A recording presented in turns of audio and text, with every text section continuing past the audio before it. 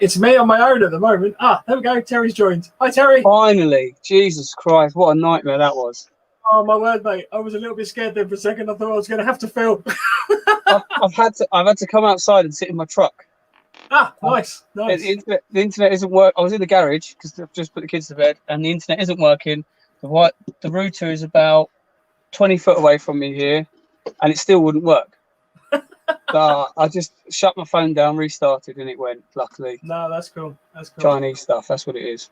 Well, just to explain to all the viewers, basically, Lance is currently living it up at Thorpe Park. He said he might be able to get on, but he's got to convince the missus to let him jump in on the hotel. Hi, Wayne. And then Mike and Paul are off testing night vision at APOC this evening. So at the moment, it's just me and Terry, but that's great. Terry, thanks for joining us. Thanks for having me. So, yeah, we'll just give it a couple more minutes just to let anyone join us that wants to jump on. Terry, do you want to introduce yourself? Obviously, there's people here that might not know who you are. Yeah, okay. So, obviously, I'm Terry. I'm from SEO Airsoft. We've been organising. Well, we started off running events for at CQB site. At a CQB site we had in Ramsgate. We progressed on. We ran Bush Valley for a couple of years before we stepped away from that, and now primarily we're doing directing events for other people. So we don't have the hassle of the day-to-day stuff. We just get to come in and do all the Gucci stuff. Nice. So what's your background then, other than obviously running the events at sort of SEO and Bush Valley and the like? Well, my airsoft background. A bit of both. Tell us more about you. Oh, there's not a lot to tell, to be honest. I'm a pretty boring guy. No, fair enough. For airsoft background then. So how long have you been playing airsoft? I think about 8 years. I think. Essentially, I started playing airsoft because I couldn't play football anymore, and I wasn't very good at golf. So, so airsoft took over. It's good for my aggression. Golf was not good for my aggression. I'm rubbish at even mini golf and crazy golf. It's not good. That was my frustration. One day I'd be amazing, the next day I couldn't play at all. So I end up wanting to throw my clubs in the lake. It's not good. Yeah, not good for the rage. So playing. So did you start with Milsims, or have you kind of eased into that? It's my regular site that I played every single month was Shadow Ops, which is obviously run by a member of Sterling Sabre team. He's a good friend of mine actually, but they've always played Milsim style. So skirmish, I've done a bit of skirmishing here and there, but it doesn't really float my boat. I do a bit now with my son because he's only 12, so taking him to a Milsim's probably not the greatest idea. So he had his first one at Imperium in August. So nice, yeah. So he's had a couple of games, and so I'll do that with him. That's just good fun because that's just me and my lad. It's not a big deal. But yeah, I've always been more Milsim based. I have no military background, but I've always preferred that style of game. Yeah, I do find personally that skirmishes are a little bit like herding cats sometimes. Yeah, good fun. They have their place, and I don't judge anyone for preferring it. People that say I'd rather skirmish than play Milsim, great, crack on. Without the skirmishes, there's nobody that we play Milsim because you've got to start somewhere. Effectively, we'd have no players. I think if you spoke to 99% of the guys that turn up at a Milsim are either going to be ex-forces and they're weird and they want to continue doing their job as a hobby after they quit it, or they're guys that started off skirmishing and fancy something a little bit harder. I say harder, different, not harder. That's not fair. Yeah. So you said obviously that you organise events as well now. Do you find that you're organising more than playing? Oh, definitely, yeah. Yeah, definitely, yeah. I hardly play at all now. Yeah, fair enough. So what drew you into organising then? Because obviously that's quite a step change. Well, originally we were supposed to be solely a retail outfit, but Mikey, my long-term business partner, unfortunately doesn't get to do much for me anymore because of other commitments. But he kept wanting to run a CQB site. He's been in the game far longer than I have, as long as it's been a game effectively. So he he kept progressing it, and then the opportunity come up to run the CQB site. Thought it'd be fun. It was fun. Don't make any money at it.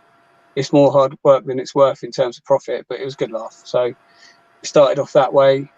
I don't know, just a sort of a natural progression. Start having ideas. I think it was trying to create something that I'd like to play for other people, maybe. And then they've got better, and then some of them have been worse, maybe. But you sort of just try and improve all the time, don't you? Yeah. Sorry. So in the comments, Ragefile, regular to the show. Milsim seems to me to be the opportunity to all the things I trained for and did in the forces without the risk of being shot in the face. Exactly that. Yeah. Exactly that. Do you know, I can pretend to be the best soldier in the world, but that's only because there's not real bullets flying at me. I'm pretty sure I'd be an absolute pansy in a real world situation and hide and cry like a little girl. That's the truth. I think that's most of us, isn't it? Yeah.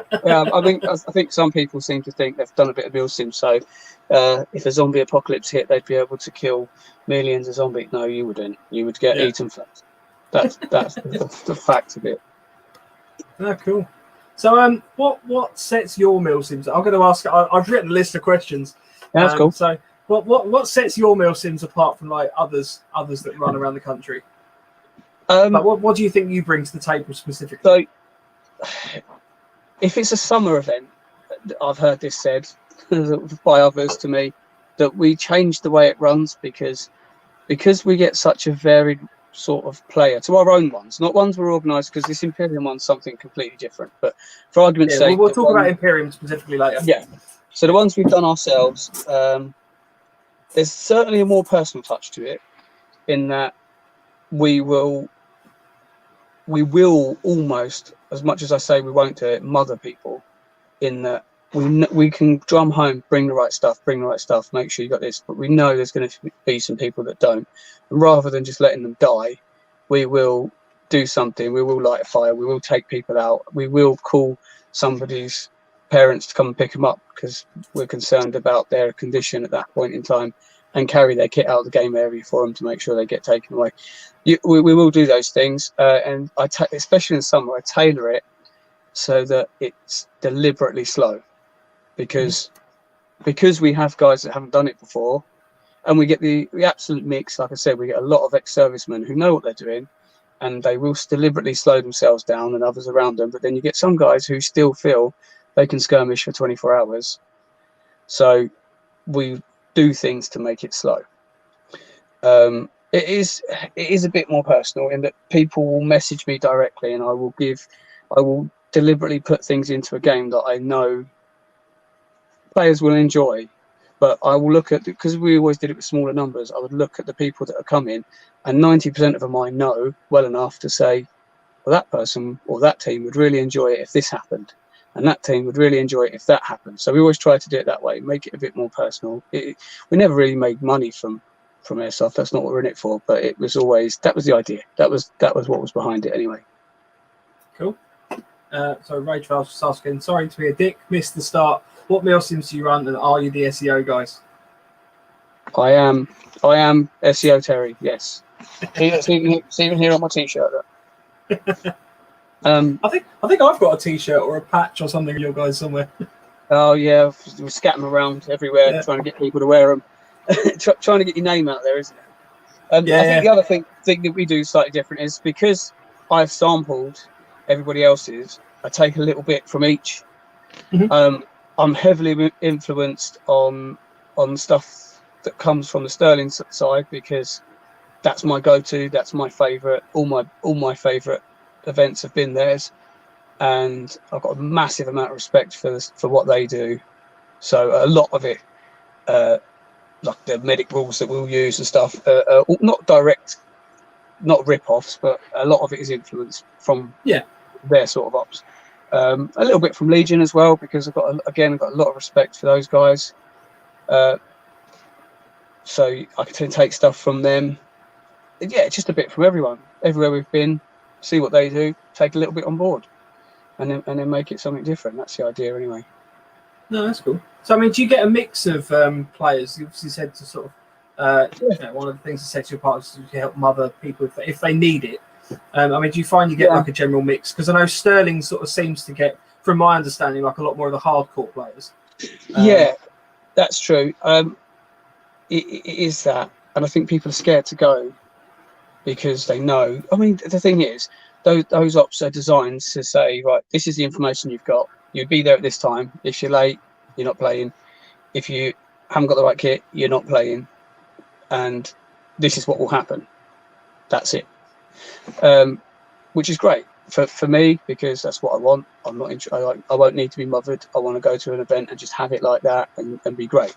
But I mean, we've had guys that have done 1-2 skirmishes and then said we'd really like to try Milsim, and they come to our events. So you do have to look after them. You've got to bring them through. I mean, they're not ex-military guys. If they're ex-military guys, you just want them to get on with it. But these guys have just walked into Airsoft one weekend. 3 weeks later, they want to do a 24-hour op. You know they're going to crash. You know they are because they're going to try and go all the way through. So you just have to look after them. So we do get that. I have always had that. But also, we tried the guys that came to our skirmish because our skirmishes weren't skirmishes. They were organised. We would. It's not train because that's not the right phrase because I can't train anyone. But it's bring them through to the way we want to play. Educate. Yeah. So it's nice. We've got guys that played with us at CQB, came to us for skirmish events, done Milsims with us, and now they've gone off to do proper ones effectively. You know what I mean? That's how I look at it. Yeah, I mean, it's important for new players to appreciate their limits. I know I've done Milsims in the past where I've been with players that just haven't eaten anything all day, and it's like you really need to get some food in you now. But actually, that brings me on to my other question. So what sort of common mistakes would you sort of say you see from both experienced and like novice players? So it will be the rocking up at a game with a 4-pack of Monster, a couple of pot noodles, and a half a litre of water, and thinking you're gonna be okay. That is definitely the telltale sign. And I haven't brought a sleeping bag with me because I don't intend on going to bed. That's another one, and also that same with I haven't brought any sleeping kit because I'm just going to sleep on my coat in my coat on the floor. That's another one we've seen. All those things are big. No, you're not actually going to do any of those things.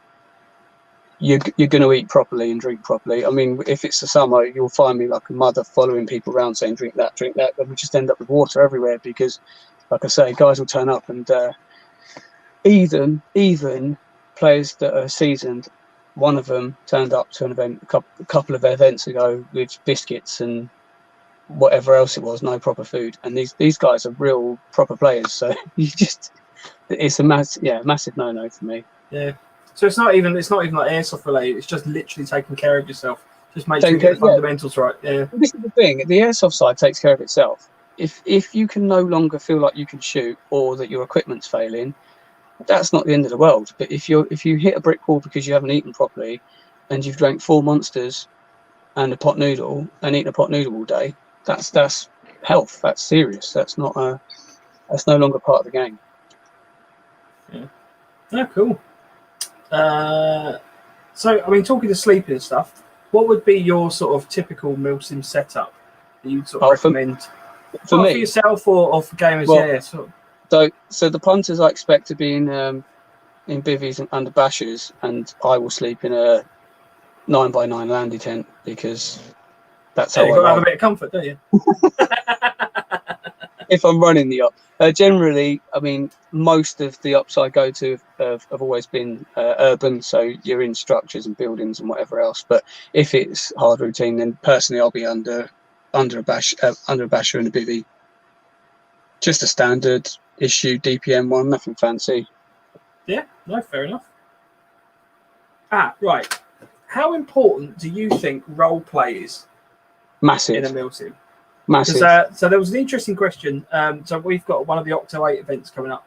Yeah. There was an interesting question posted on there about does calling hit during a Milsim reduce realism? And there was some interesting comments, both 2 and 4. For obviously, if you don't show any indication of being hit, then you're just going to keep getting shot. But then conversely, a lot of people don't want to be just playing a skirmish day. They want a little bit more realism and stuff like that. Yeah. So, what do you think? So for me, 90% of the Milsim stuff is non-combat related. So the actual physical combat side, the shooting, is a tiny fraction of the event for me. So most of my, if I picked out individual ops I'd done within an event that I'd been on, my favourites. So for argument's sake, a few weeks back, I was at Gloucester Prison with Sterling. In the middle of the night, our call sign was tasked with going round. We were shown on the map. We were briefed about where all of these locks were. We were tasked with breaching all of these gates without being detected. So I didn't even need my rifle. We literally snuck around the site under night vision, clipped all the locks, and went back. We were then told to. We were told there was potentially a HVT in one of the wings, so we were to sneak through A wing into B wing, up the stairs and into C wing, undetected, and then clear floor by floor and slot everyone in their beds and check if it's HVT. Again, I sort of led that assault, so I didn't fire my weapon. But those two ops within that event were my two favourite, and I never fired my weapon at all. Didn't even need it. I could have been not carrying it. So I don't think necessarily having to call hit is taken away from the realism, because often there isn't that much shooting. Mm-hmm. So, I mean, with the battle sim we ran a couple of weeks ago, I used 10 times more ammo at that as an organizer, 10 times more ammo in that than I did at that whole weekend at the prison. I never went into a third mag at any point. So it's for me, I don't think it affects it saying hit. I think it's a necessary evil just to keep the actual combat side going. If you've spent half an hour with a call sign or a platoon sneaking into position, and then you strike a fob and you kill everyone before they get, or most people before they get a chance to move, you just want them to let you know they're hit and get out of the way. I don't think there's time for them to play act, falling on the floor and pretending to have been shot and stuff, especially if you've just woken them up. No one's in the mood for that. They might just want to shout, put their hand out their pit and just shout hit and not get involved because they might be broken from the whole day. So that's kind of where I sit with it. I think it's a necessary evil. Calling hit is what we do. It's part of the game. I don't think you can take it away. Yeah, fair enough. What's the prison site like? I've not had a chance to go up there. Immense, absolutely immense. That's the second, because I was there in February with them when it was supposed to be at Senny Bridge, but got cancelled last second. I cannot tell you how happy I was to not be going to Senny Bridge and to be going there instead. But it's just a different dynamic because it's so small, but you can lose so many guys in there. I mean, they were very clever in how they broke it all down into groups of 6, and each team was given an admin area that you couldn't breach. Everyone had to wear a mask. It was all very organised and clever to be COVID compliant. But at the same time, you could have, I don't know how many guys were there, but there was a lot of guys there, and they were all, you'd lost them. You never felt like it was too many. It is very, very good site. Nice. I mean, who doesn't want to play for a prison in the dark? Let's be honest. Exactly. Is it called, like, I mean, presumably all the cells and everything are like. Yeah, it's complete. Yeah. It's only shut 7 years ago, so you can't get onto the top floor of the cell wings, A and B, for whatever reason. I think it's probably to do with there's no full arrest netting, but you can go right the way through the ground floor, chapel, kitchen, all of it, the whole lot, school, the hospital, everything.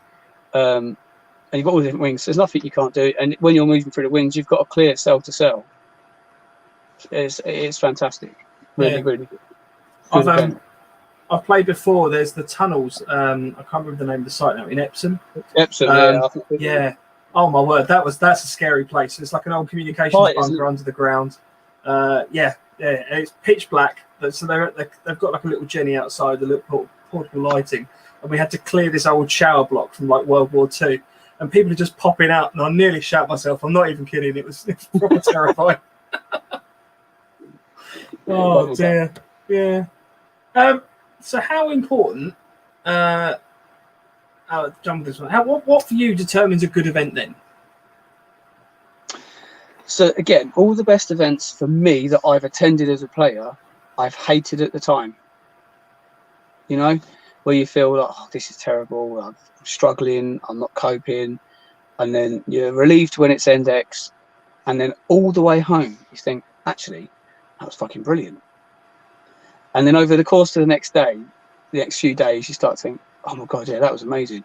And then by the following weekend, you miss not being there. So that all of the best ones are probably the ones that have driven me into the ground and then grown on me later. So for me, it's really hard to explain what makes it for me. It's definitely the social side of it, as in being not, because I quite often go on my own, but being part of a team, even if it's a completely random bunch of 10 lads that you've never met before, you absolutely bond over a hard op. So that's fantastic. But it's probably the physical pushing, the physical and mental difficulty makes it for me. Well, conversely, then, what ruins an event for you? Not obviously naming any specific events or anything like that, because we're not about that on this channel. But the worst for me is because I've gone somewhere with the wrong attitude. So and I'm not as a new player, as I've been doing it for years, and then I've gone to an event that I've come away from, in my mind, absolutely slating it. And then a couple of years later, retrospectively looking at it, actually it's my fault because I went there in the wrong frame of mind, hanging as well, which didn't help. But in the wrong frame of mind, so that ruined it. But for me, it's the blatant flouting of the rules, because there is I mean, if I go to a skirmish, I accept there'll be some guys who won't take their hits now, not necessarily deliberately, but because the excitement, there's potentially 150 people there all shooting at the same time. There's loads of noise. You might not hear the hits. You might not feel it because you're running forward. I get that, and so I accept it. When you go to Milsim, you expect it to be impeccable behaviour. So when you see a scenario like I've seen where you see a grenade, when you're dead watching, you see a grenade bounce off the floor and go off beside someone's head a foot away. So you're wondering how they're standing up, and they shake their head, then pull an LMG up and start firing it. That's the kind of thing that ruins it for me. It's the absolute blatant cheating. I understand if you're fully kitted up, you might not feel a hit, so that happens. But if a grenade goes off next to your face, you know. Yeah. Is that a specific thing you're referring to, or just a? That is a specific event, yeah. But I made my feelings known at that moment in time. I'm not gonna. Again, it's in no relation to the actual event organizer. It's not their fault. They can't pinpoint every single player who does something wrong. Yeah, as it goes, you can't marshal the whole game, can you? No, of course not. If you've got 200, good luck. But I mean, exactly that. I mean, we've always tried to, the small events, we try to have marshalled from within, because I don't want people walking around telling people to not go here and not go there. You've got to have a bit of freedom and trust in that game, I think. Yeah, cool. So, in terms of like LMGs and stuff like that, then do you find it's important to have like proper defined team roles? So you've got your medic, you've got your sniper, you've got your riflemen, your support gunners, and things like that. So, in an ideal world, for me, snipers should be deployed purely for recce work, and I would want mine deployed at the start of the event, and I don't want to see him again unless he gets shot. I want him feeding information back, doing his job, maybe setting organised ambushes, whatever else, but I just want them out on the grounds. Even if they don't shoot anyone, their job is to remain undetected and give intel back, or eventually potentially carry out hits, strikes, whatever else. Within the team, definitely I like to have, it's not possible at the moment, but I definitely like to have a defined medic within the team, because I think that adds a dynamic in that you've got to look after your medic.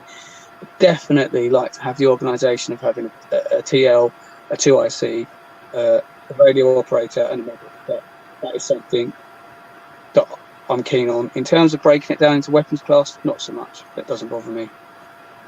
I don't really care. I mean, I'm not going to let a call sign have 3 LMGs on an event, because I think that's just stupid and makes you combat effective. But I don't care. Use whatever weapon you want. It makes no difference to me. What do you think about like Pyro and stuff like that? So it's obviously there seems to be a growing trend with mortars. Becoming more and more popular. I've banned them from being shoulder. at the events we organise, I ban them from being shoulder fired. Oh, what, the ones Because- where you hold it up like that? Yeah, you Yeah. can use the shoulder mount, but I want them going up at 45 degrees. Mm. If you look within the insurance documentation for a lot of sites, I don't know about all, but certainly a lot, when it comes to, because they will specifically name certain pyrotechnics that are insured and not insured. So new stuff to the market isn't covered within your insurance. You've got to check that. But also things like tags are often named within, and it states must be fired at 45 degrees. So if you're firing them at face height across the site, it's effective. Completely appreciate that. And if you fire them at 45 degrees, they're going to airburst. But they're quite often specifically supposed to be fired at 45 degrees. So I'm keen for them not to be fired at head height. Definitely not with impacts, and definitely not with mortars, because if one of them hits you in the head, it's going to really hurt. Yeah, So, we've actually we've been I to love an event. pyrotechnics. Yeah, we've been But to not an like event where someone got hit in the side of the head with a tag round. You had to stop play for sort of 5-10 minutes while they kind of not regain consciousness, but they were definitely swaying on their feet a bit. Yeah. I mean, Sam from that's helping me with this event. We were at where was this one? Care went a couple of years back. I was on task force. He was on Op 4, and during an assault, he was sitting there having his breakfast outside a building in the morning, and someone hit him in the chest with a tag, and it detonated on his chest. So his t-shirt was all burned to smithereens, and it just shows he was literally sitting there warming his beans up and having a coffee, and he's been hit with one. So you do have to be careful, and it was a complete accident. The guy that hit him was totally mortified. He was really upset. In fact, he didn't play any further part in the event. He went and sat out and got upset. But these things happen. So yeah, I love pyrotechnics. I think they have a really big part to play, but used correctly. I'm a big advocate of remote decks and stuff. So I love it all. I just want it to be used properly. Yeah, those little Surefire or Alpha Fire things are really hard to find at the moment. I've been trying to pick some up, but I've not found any. So if anyone's got a link, that'd be great. I'm going to use this as a little. I want you for the maroons remote for decks. the decks, Yeah. or the actual detonators. Oh, well, the actual detonator as well, but both parts. The maroons have been finding a little bit more of, but well, I don't use them anymore. I actually have got what do you call them? Like the old French bangers. oh yeah. So I imported a load of them from Poland, and I use an e-candle that attaches to them. Works in exactly the same way. I don't take them to anybody else's events because obviously they would be upset with me turning up with some random Polish explosives. But for us, because I've got some that are sort of between Mark 7 and Mark 9 volumes, so when they're for a prop, they're fantastic. But I mean, I paid 75 quid including postage, and I've probably got about 300 charges. So it's that's the way to potentially go. Yeah, top Terry tip there. Yeah. Just don't go taking them to random. Make sure you tell the site. Yeah. Or ask the site, can I use this before they catch you using some unsolicited Polish. It's an important point because obviously like homemade explosives and pyrotechnics are generally a big no-no for a lot of sites. Yeah. I mean, I've played at a site before where we've just had fireworks fired at us. And whilst, it's kind of cool from the perspective of being on the other end, when you've got a firework just firing towards you, and then you're just enveloped in this big plume of smoke and fire. It's not the best thing in the world. It's not what you want. No. That's not for your Sunday skirmish. No, not exactly.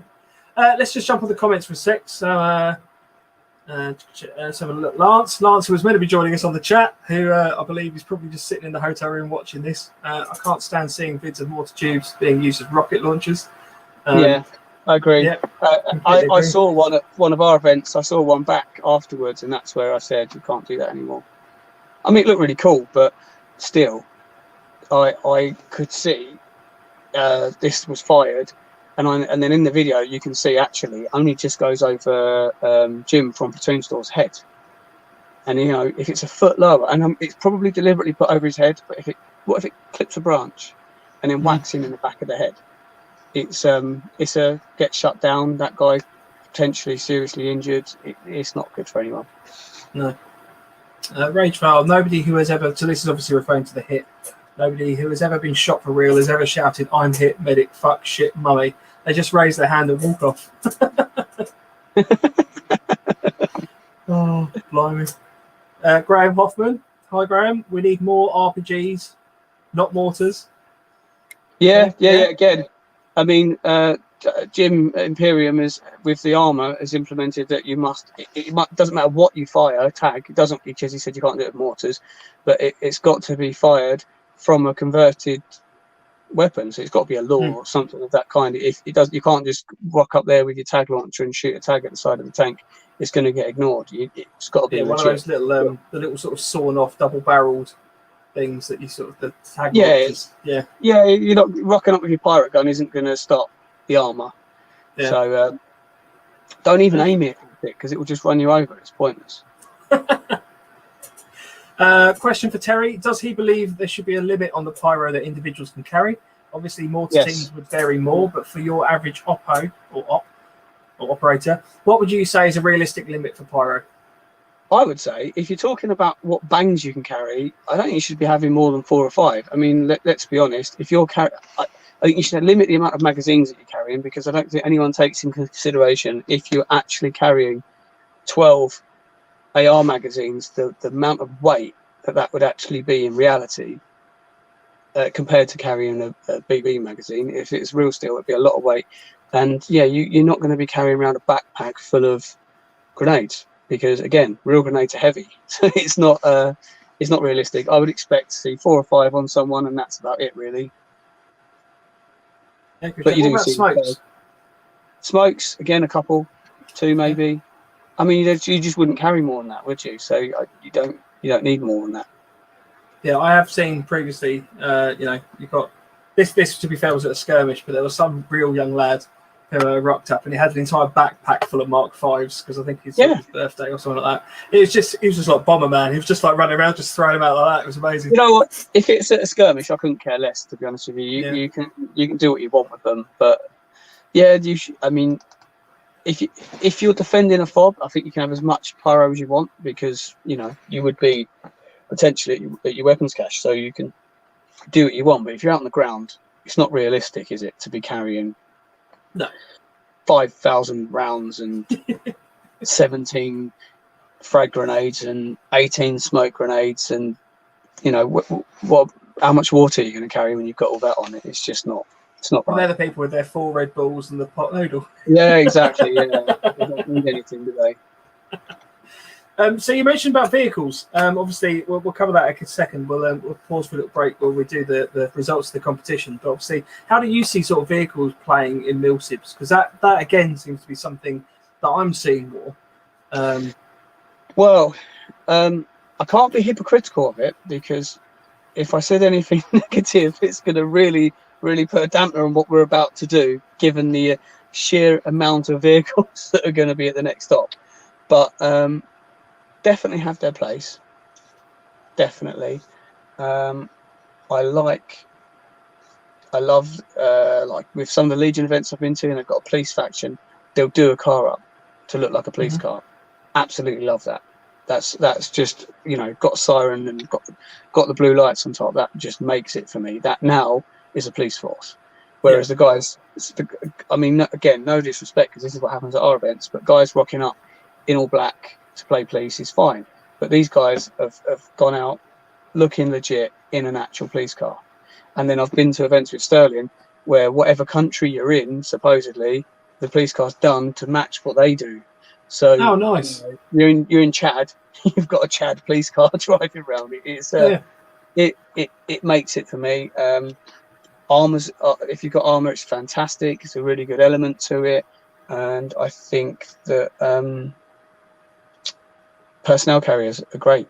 I really do like vehicles, but again, I think that there's a place for a Hilux as well. All these things, vehicles are a good mechanic. They're not as necessary in skirmish I think they use them, places like Imperium use them to maneuver guys into different game zones, because if you've got to walk across 80 acres to start a 30-minute game, it takes you 20 minutes to get there. It's not constructive, so I get that. But yeah, I do. I'm a big fan of vehicles in events, obviously used correctly. I've seen them used incorrectly as well, but used correctly is good. It adds to the day though as well for a skirmish event, because if I was 15 and playing airsoft on a weekend or whatever like that, and you turn up to a site where you jump in the back of a truck and it takes you across the field, that's going to be amazing. Yeah, I mean, I try to really ham it up as well. So if I'm in the back with people, I'll be screaming instruction as we're driving in, telling them that it's fight, counting them down, and screaming at them to get out and get into the fight. It's just all part of it, isn't it? It's amazing. I mean, again, other events I've been to, being in a snatch and then just rocking out of it into the middle of a firefight is immense, even though you get killed in 3 seconds because they're already sitting there waiting for you. But still, that whole ride in, jump out feels fantastic for the 3 seconds that you're alive. Yeah, you do have to be careful getting out as well, because I've definitely fallen out the back of a Land Rover before trying to make a super tactical exit. But, I've done that, definitely. Yeah. But it is good. If you've got them, definitely flaunt them. Nice one. Right, well, let's have a little break from questions and jump over to our competition. Now, I apologise because this is the first time I've ever done this from a technical point of view, so this might go horribly wrong. But what I've done is we've set up a little slideshow presentation, because we literally had tens of entries to our competition. But thank you, everyone who entered. I've put them all in there, so hopefully if you can see this. So these were our first three. Wayne in the top right-hand corner was particularly scared. Well, not particularly scared. He said it was a scary photo. So I'll put it up there anyway. So these are all effectively runners-up. The last one will be the winner. So this is another three. This guy's awesome face mask. I'm not even sure what that is, but it's pretty cool. But the winner, as picked by Terry. So Terry, if you give a little drum roll in any way that you can. Oh. There we go. Was Harry Badger. And Terry, you obviously you judged this competition, so just give us a little bit of a spiel as to why you picked Harry Badger. It's the badges and the ultra serious face. Yeah. I mean, props to anyone who can do that pose with that launcher and keep that double serious face on. I love it. Brilliant. So, I mean, this is obviously based on the Scout's Guide to the Zombie Apocalypse. So, obviously, he's dressed as Scout leader. So, yeah, Harry Badger, you win our competition. So, we'll be getting in touch with you fairly shortly, and we'll be sending your prize out to you. So, thanks everyone for entering. What we'll do is we'll also post these up on the website as well. Our website, on Facebook, Instagram, even. We haven't got a website yet. We're still working on that one. But yeah, congratulations. Right. So that was that. Terry, well, it worked. Oh, yeah, no, it's good. It's good. I was hoping to have my own little costume sorted out, but due to some slight logistical errors with eBay and a particular seller from a different country, it arrived broken, and they've been trying to haggle me on the refund. So, I love that. I will give you 30%. Don't leave us bad feedback. Yeah. Well, I went from all of my money back. I genuinely had about 5 emails ranking from 10% refund all the way through to a full refund. Yeah. So that's obviously good. But I'll pop a little picture of that in my Instagram as well if anyone's interested after this. But obviously, Terry, one of the reasons we've obviously got you on is that Lance and I'm not sure about Mike and Paul, actually. I need to have a chat with him. I think Paul, possibly. We're obviously attending your next event at Imperium. Yeah. I believe it's your next event. It might not be. No, it is. It is. Yeah. So we're obviously going to be joining you for a while as well. Yep. How come? Just because of Christmas, or? I need a break. I don't know. I want to go and do something myself next month. So, and I think it's time for someone else to have a bash for a little while, and then I'll come back. Yeah. No, fair enough. So yeah, we're going to be joining you. This is, I believe, the first 24-hour event we run at Imperium Airsoft. Yeah. I'm super excited because they've got a tank, and I like tanks. 2 tanks now. 2 tanks? Oh, I did see that, because they've got like a speed tank. Yeah, they've got the one without a turret. Without the turret. Nice. So I'm looking forward to that. But do you want to give us a breakdown of that event? Like what? Yeah. So sell it to us. So effectively, it runs straight off the back of the BlackRock event we ran in July, which we did topically based on initially based on a sort of semi-rebellion revolution within this country, full of the Ramonas who are unhappy about the current state of affairs. But obviously, being airsoft, there's a spin to that, in that it turned out that faction, that rebellious group, is actually just a cover up for a criminal organisation. So it was a setup of, there was a local police force, the task force coming in to shut down. Essentially, that the op ended with the organisation moving, so now they're in a new location. There's been lots of intelligence and recce work carried out between then and now it's the return of the forces to attempt to shut it down permanently. So basically, it is the same as every other Milsim. It's just that this one is actually set in the UK. Oh, nice. That does make a change. Most of them use the.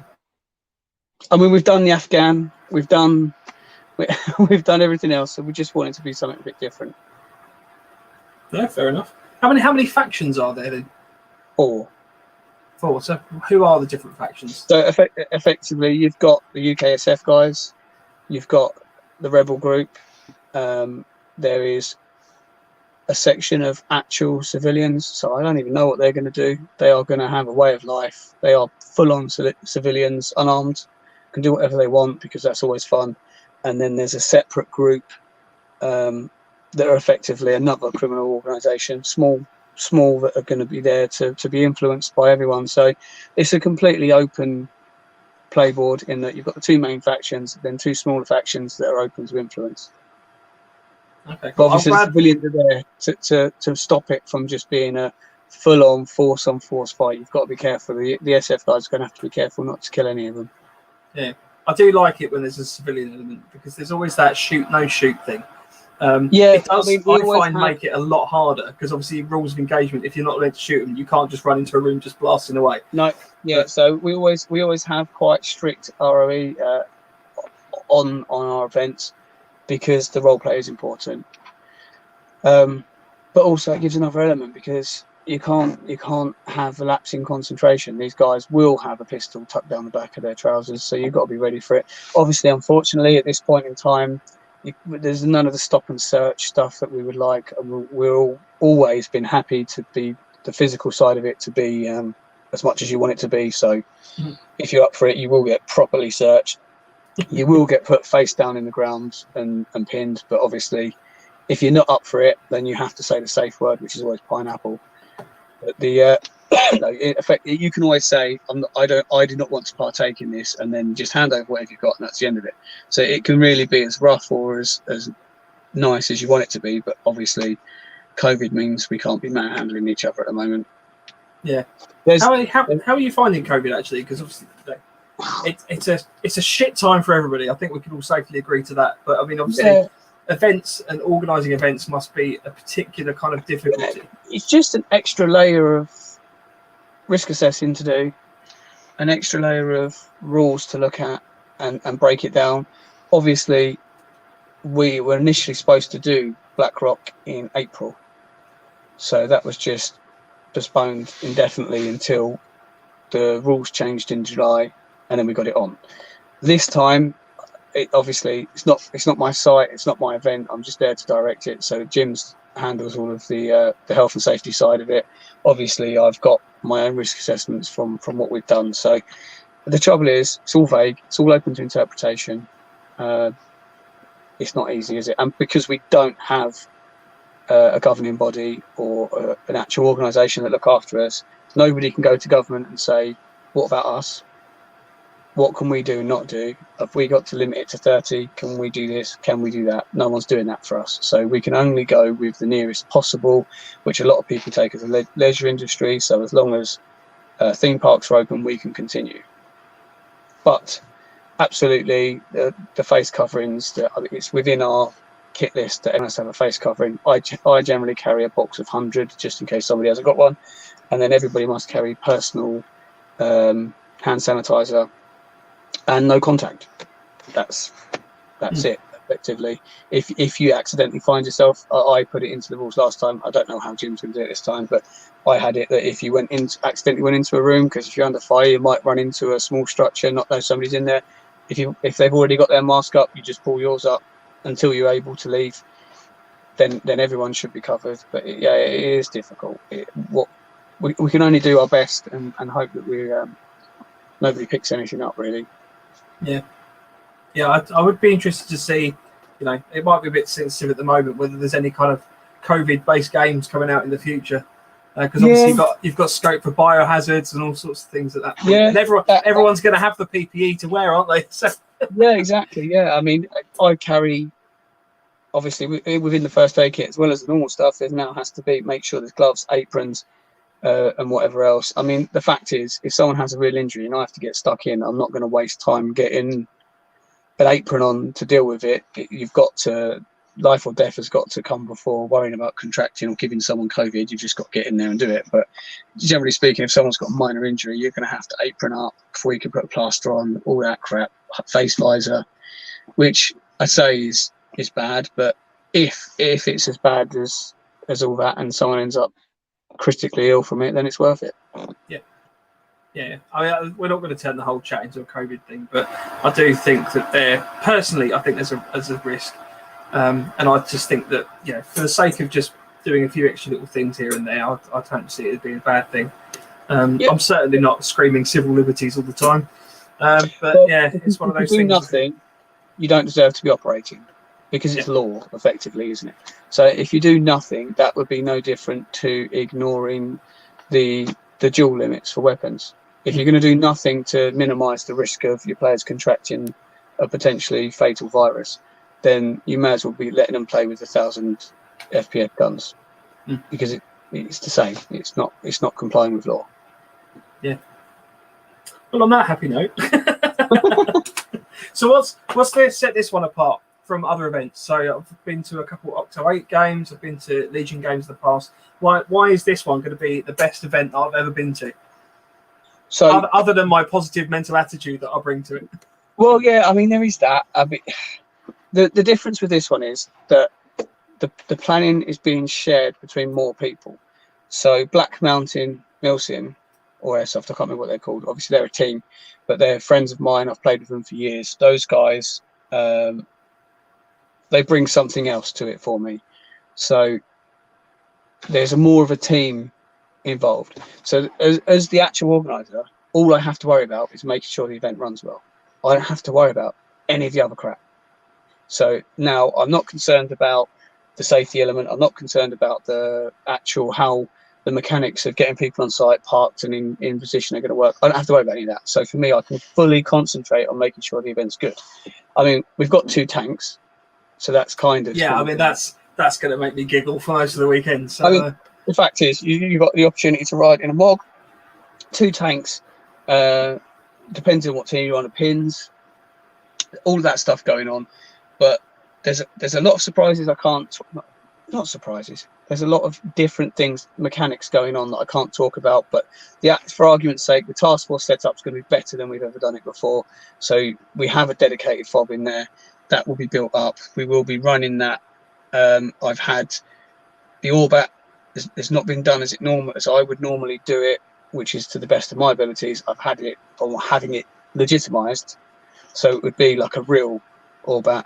The real chain of command will be done as it would be, not by me because I don't have the knowledge, but by somebody else. So that side of it, but also I've brought a team in, an actual team to run up for as well. So rather than, myself and Mikey have always done it, we've brought other people in the past. It didn't work. It went completely, totally wrong and set us back a long way and had me almost quit the sport entirely. It was pretty close to my kit being sold within 2 hours of the end of that event completely, and me never doing it again. But then we stuck to just me and him doing it. So we'd have people help us, but he would run up for and I would run task force, whatever the event was, whatever the way it would be. Or Platoon Jim would help us sometimes because I fully trust that guy. But this time I've got a team of 3 or 4 guys doing task force, that all bring something different, whether that be comms expertise, whether that be actual military expertise, and then a team of guys running up 4. So there's somebody designated to run comms for up 4. So they will be strong, not stronger, because they've got some really, really good players on that side anyway, but that there'll be more of a strength to that side of it as well. It won't be it's not an event where task force, it's all just for task force to beat somebody up. Like you get, it's properly set up for both. So, and also there's going to be some really, really cool stuff happening that I can't tell you about. No, that's fine. That's fine. I won't push you for too many spoilers. Normally, I take on the actual writing all of the twists and turns myself. I don't tell anyone about them until I make them happen. So only one other person will ever know what's going to happen. So we've done stuff like this time last year, we did a 24-hour event, and I got Richie from Heresy Group to come with Mike Amos and just mix it up in the middle of the night. They arrived there at 8 o'clock in the evening, under nods. Their objective was to just take everybody out, but systematically. So they would hit one fob, then the other, and then I'd have people saying to me, "How have they already hit us? We've only just been to theirs." And I'm sniggering to myself because I know there's just 2 guys running around in the dark taking everyone out, and we didn't tell a soul. Yeah. Didn't tell anyone, and the only way that people then started messaging me was because Richie did a debrief video. We didn't mention it until then. So then people messaged me saying, "Was Richie there? We didn't. Is that who was shooting us at 10 o'clock at night?" But he came in the evening and then disappeared in the middle of the night. So we always try to do a little twist here and there. But these are bigger twists this time because other people have had their input as well. Nice, cool. Well, it's one to watch. We'll obviously be discussing it as not a debrief because we don't call them that. But Heresy Group, really good guys, by the way. Hi, Richie and Tim. But yeah, I mean, we'll obviously be discussing this post-event on here, so we'll catch everyone up with what we thought. So, why did you pick Imperium Airsoft out of interest? Was it you that picked it? Was it your approach to run it there, or? So we did I rented Imperium from them to run an event a couple of years ago. It didn't go as I'd like, but for various different reasons, I won't bore any details on it. It just didn't work. We then obviously I no longer have the time. I got a new job in the city, so I go into London every day from home to work. So I don't have time to run a site week in, week out like we were doing. So we gave up Bush Valley, running of Bush Valley, so that we could do other things. There'd been conversations between other people saying to me, "You need to speak to Jim at Imperium," and people saying to Jim at Imperium, "You need to speak to Eric because you could work something out together." The reason why, and then I spoke to Jim and from Imperium, and effectively he wanted to take another step towards that side of things. And if you're going to work with someone, it may as well be someone who is willing to really invest. And that's it with Jim. He's a good guy, easy to get on with, and he just wants to invest in that site and make it the best it could possibly be. So working together, we've brought up the battle sim side with him, and now we're going to move it. And it was always the aim was he would then want me to do this for him. So I can't tell you who went to who. I'm not even sure anymore. It just sort of happened. So yeah, I don't know who went to who. I think we just a natural evolution. Yeah, I think it just sort of happened, and we don't agree on everything. Of course we don't, and he doesn't see things the same way as I do. He's very much into customer services and talking to the punters, and I don't care what they think. So it's a good mix. It is a good mix. It is good, and it just brings the two different sort of sides of it together. Yeah, cool. I'm really looking forward to it, to be fair. I've not been to Imperium yet. I've done one of your meal sims in the past. I'll be honest, it wasn't the best experience, not from the event running stage, but the other side went home at a certain point. But that was years ago. When was that? What was that one? That was a DEA one at Bush Valley. Oh, destroyed. Yeah, the DA team got destroyed. Didn't they? Yeah, the DA got destroyed. I mean, to be fair, there was all sorts of calling of hit taking and stuff like that, but it did evolve into just cartel versus cartel at one point because the DA went home, and that's not a criticism of you, but obviously I've not been to one of your events since then, so I'm really looking forward to this. Yeah, I mean they've got you've got to get better with each one, I think, and that one taught me a few things. That's that one. And ironically, the one we run at Imperium are the two that I've learnt the most from. I feel really bad because I don't want to sound like I'm dissing you in any way. No. I don't always get it right. I'm not arrogant enough to think that everything we've ever done has been the best thing ever. I mean, the game at Imperium couldn't have gone any worse, I don't think. It just went wrong from every single aspect of the event. Went wrong. I made mistakes. Well, I made quite a few mistakes, but I put people in positions that I shouldn't have done, thinking that it would be okay, and it wasn't. Just silly decisions. And the one with the one you're referring to is that wasn't your fault. That really wasn't. Well, I overestimated the ability of some players and underestimated the ability of others. So, in my mind, I allowed it to be uneven in teams because these players I considered to be stronger than these players. And then, as it turned out, these players smashed the fuck out of these players. That's how it went. And it just sort of crumbled. But again, that was the same. The main theme between those two events is it was trying to fit a square peg in a round hole. We were trying to take guys that are not those kind of players yet and make them play the game we want them to play. So that's why initially, after the Imperium one, we actually switched to invite only for a long time, because then I could choose who was there, because I don't care about making money from it. I'd rather do a 40-man event that was amazing than a 100-man event that lines my pockets, but only 20 people have a good time. So yeah, that taught us a lot in not pushing and then also not underestimating players. No, I would say don't get me wrong, I did enjoy it because I had a great time with the cartel, but it went wrong. It went sideways. Yeah.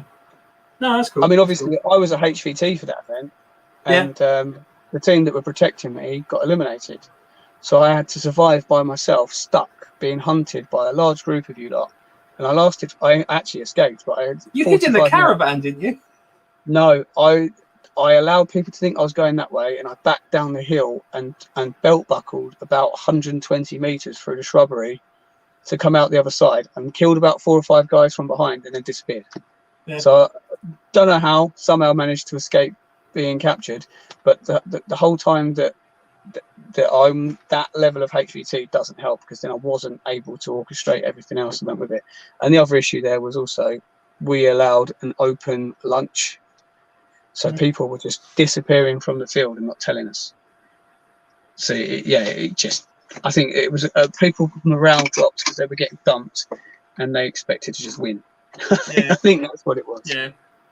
No, that's cool. Well, we're coming to the end, so I'll just do a few little last-minute questions. Okay. What's your favourite camouflage? My favourite one to wear is AOR1, because I like my Plat Attack trousers. But actually, in terms of effectiveness, is probably DPM. In this country. Woodland or desert? No, woodland. Woodland, yeah. Yeah, if you're going to try and be effective in the woods in this country, don't worry about being Gucci. Slap some DPM on. Yeah. No, I agree. We wear a lot of DPM. Well, when we can. There's a certain member of our team that's quite keen on us sometimes not wearing Woodland. I like that's an in-joke. I'm sorry, but yeah. Sorry, desert DPM. I know that sounds quite popular. Yeah, I do like that as well. But yeah, it's for effectiveness DPM, but I prefer AL1 for just looking good. Yeah. No, fair enough. Just jump on some of the comments. There are some questions. So if this one goes well, do you think you'll do another one there? That's obviously referring to the Imperium event, yeah? Yeah, there will be more. I can't see it not going well, but yeah, there will be more. Are there already plans for that, or is that just wait and see how this one goes, and then Nothing's written, but yeah, there is. It's a whole overall strategy in that I've done these couple of battle sims and a meal sim, and then they're going to direct some of their own events, but they still want me to be involved to help. But they're going to direct a few of their own battle sims, and then they want me to come back and do some more next year and whatever else. So yeah, one every 3 months is what the eventual target is. cool. Nice. I think that's about it. That 8 hour. So this is from Wayne. The 8 hour Imperium scared the crap out of me, having the tank around the corner and not being able to do anything about it. So. Yeah, I mean, I heard stories of people pointing AKs at them and stuff, which always makes you smile. But yeah, it definitely adds a different element to the event. I mean, you've still got to get out of it at some point, and you're going to get shot when you get out of it. So it's not a bulletproof vest as such, but you can get into position first and then roll out of it. It's great for that. Is it Tiananmen Square where there's the famous picture of the guy staying in front of the tank? That's what I imagine is going to happen. just a solitary civilian just standing there, all these tanks rolling up behind. Yeah, why not? You can do it. Yeah. Why not? Just don't do it in the dark. Yeah, blimey. Wayne says, "Thank God for that." So nice one, cool. Well, thanks Terry so much for coming on tonight. Sort of taking up the slack. Well, not the slack, but obviously other guys are busy. Lance has been answering a few questions and things on the chat. So yeah, thanks Terry for joining us. Next week we're going to be discussing bags and bergens. So super interesting episode. That sounded really sarcastic. It will be a super good episode where we're going to be looking at basically, we've discussed a couple ways of, we've discussed a couple things to take with you on events. Yeah. Carry that. So we're looking at day sacks, bags, bergens, and all the like. A bad bag can ruin your weekend, can't it? It can, especially when it's over full. Yeah, badly packed, uneven load, rubbish shoulder straps. Spend 10 minutes. Oh yeah, I'll tell you, the first bag I genuinely ever bought.